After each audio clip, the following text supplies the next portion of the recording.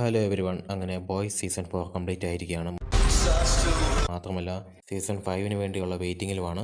എല്ലാവർക്കും അറിയുന്നതാണ്, ഫസ്റ്റ് 3 എപ്പിസോഡുകൾ സ്ലോ ആയിട്ടാണ് പോയത്. വലിയ ഇൻട്രസ്റ്റിംഗ് ഒന്നും അല്ലായിരുന്നു. പിന്നീടുള്ള എപ്പിസോഡുകളാണ് യൂണിക് ആയിട്ടുള്ള വിഷയങ്ങൾ റിവീൽ ചെയ്യാൻ തുടങ്ങിയത്. നമ്മൾ കണ്ടതാണ് 7ലേക്ക് പുതിയ മെമ്പേഴ്സ് വരുന്നതും ശേഷം ക്രൈസിസ് ആയിട്ടുള്ള പ്ലാനിങ്ങിലൂടെയാണ് സീസൺ 4 മുന്നോട്ട് പോയത്. ഇത് മറ്റൊരു വശം നോക്കിയാൽ ബോയ്സ് ടീംസ് അവർ ഈ സൂപ്സിനെ നശിപ്പിക്കാൻ തക്കം നോക്കി നടക്കുന്നു. അങ്ങനെ അതിനു വേണ്ടിയിട്ട് ഒരു വൈറസ് ഉണ്ടെന്ന് തന്നെ കണ്ടുപിടിക്കുന്നു. അത് ഗ്ലോബൽ പാൻഡമിക് തന്നെ ക്രിയേറ്റ് ചെയ്യുമെന്ന് മനസ്സിലാക്കുന്നു. എന്നിരുന്നാലും എനിക്കിതിൽ ഇഷ്ടപ്പെട്ടത് എ ട്രെയിൻ്റെ റിഡംഷൻ ആർക്കാണ്. ശേഷം ഞാൻ എക്സ്പെക്റ്റ് ചെയ്തത് ഹോംലാൻഡർ എ ട്രെയിനെ കൊല്ലുമെന്നാണ്. ബട്ട് ഇതൊന്നും ഈ സീസൺ നടന്നില്ല. മേ ബി നെക്സ്റ്റ് സീസൺ നടക്കുമായിരിക്കും. എല്ലാവർക്കും അറിയുന്നതാണ്, മാർവൽ DC സൂപ്പർ ഹീറോസിന്റെ സിമിലാരിറ്റീസ് ആണ് ഈ ബോയ് സീരീസ്. മെയിനായിട്ട് തന്നെ സ്പെസിഫിക് ആയ ക്യാരക്ടേഴ്സുകളെ വെച്ച് ഫണ്ണി ആയിട്ടുള്ള സീൻസുകളുണ്ട്. എസ്പെഷ്യലി സ്പൈഡർമാനെ വെച്ച് സീസൺ 4 എൻഡിങ്ങിൽ യൂണീക്ക് ആയിട്ടുള്ള ക്യാരക്ടേഴ്സുകളെ കൊണ്ടുവന്നു തന്നെ പറയാം. വലിയ ഇൻട്രൊഡക്ഷൻ ഒന്നും കൊടുത്തില്ല. മേ ബി നെക്സ്റ്റ് സീസണിൽ പ്രതീക്ഷിക്കാം.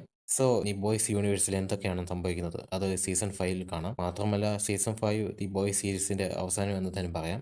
ഈ സീസൺ 4 ശേഷം ജെൻവിയോട് സീസൺ 2 വരുന്നതെന്നാണ് പറയുന്നത്. കാരണം അവരുടെ ഇമ്പോർട്ടൻസും ഈ ബോയ്സ് സീരീസിലുണ്ട്.